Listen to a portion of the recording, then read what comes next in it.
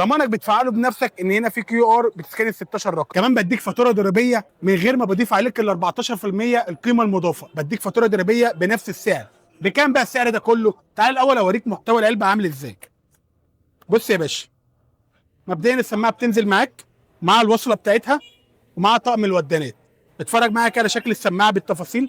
بص الاختام بتاعت اورايمو، بص شكل السماعه، مقاومه للميه، اي ان سي في المكالمات، شغاله معاك الصوت بتاعها 360 درجه.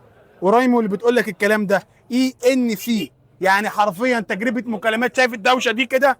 لو انت واقف في وسط الدوشه بتقول لي انت فين هسمعك. بتكلم معاك ان هنا باقل سعر في مصر. اقل واحد بيبيع على النت ب 1150 جنيه ومش بيديك فاتوره ضريبيه.